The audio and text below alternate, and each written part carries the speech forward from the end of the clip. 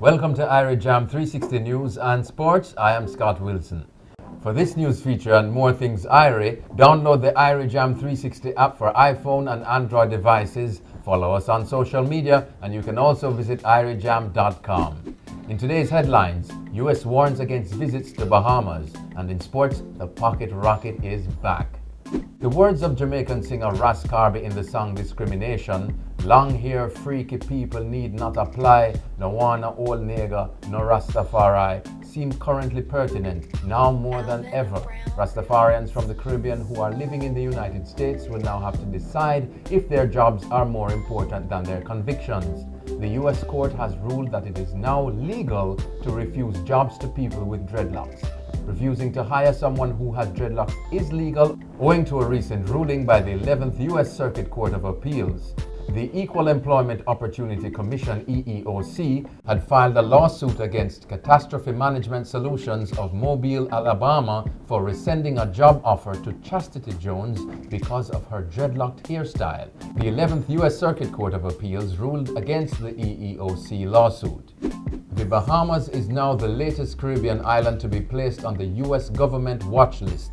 The government has issued a level 2 warning to its citizens traveling to that island to be careful. Citizens are urged to exercise increased caution in the Bahamas due to crime. U.S. State Department's website warned, quote, "Violent crimes such as burglaries, armed robberies, and sexual assault is common even during the day and in tourist areas.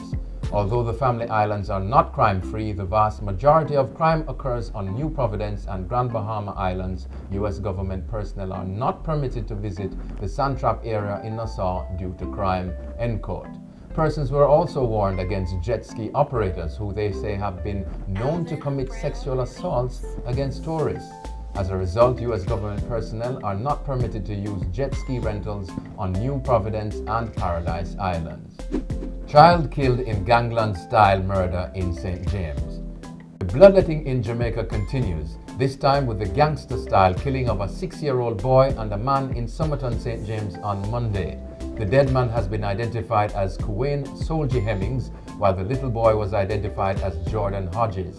Irish Jam News understands that the child and the man were killed when gangsters traveling in a motor car intercepted the motorcycle on which they were traveling and peppered them with bullets.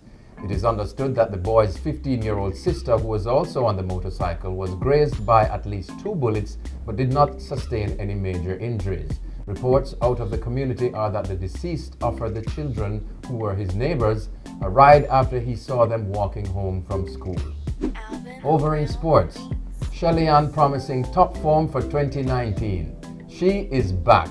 Jamaica's sprint sensation Shelly Ann Price is ready to reclaim track and field glory for 2019. Competing briefly last year, following her return to the track from giving birth to her son Zion, the 2-time Olympic gold medalist expressed excitement at competing once more. Fraser Price is already looking ahead towards this September's World Championships in Doha, Qatar.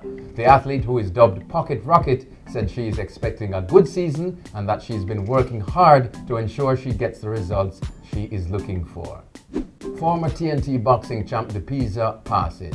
Johnny Pieza, the former TNT boxing champion, passed away Monday night in New York. Pieza was one of TNT's top boxers of all times. For a 5-year period between 1959 and 1964, Trinidadian Johnny Pieza was the best light welterweight boxer in the Caribbean. Pieza ended his 34-fight professional career with 9 wins, 12 defeats, and 2 draws. He died at age 81. 2020 Opener Loss for Windies. Fans of West Indies were disappointed on Tuesday as their team lost to England in the 2020 Opener. Johnny Bairstow smacked his 3rd 2020 international half-century to help England to a 4-wicket win over West Indies in Tuesday's series opener. Nicholas Pooran was the talisman of a disappointing Windies innings, his 37-ball 58 the best contribution for the hosts as they reached 160 for 8 after 20 overs. The tourists won the toss at the Darren Sammy Cricket Ground in St. Lucia. Tom Curran took 4 for 36 for England, who made light work of their target thanks to Bairstow, who needed only 27 balls to bring up his 50 in an innings that saw him dropped twice. England were well ahead of the run rate by the time he departed for 68. Joe Denley and Sam Billings helping to finish the job, putting them ahead in a series that moves to St. Kitts and Nevis for the final 2 matches. That's it for your Ira Jam 360 News and Sports Report. I am Scott Wilson. Pleasant viewing. For this news feature and more things Ira, download the Ira Jam 360 app for iPhone and Android devices. Follow us on social media, and you can also visit irajam.com.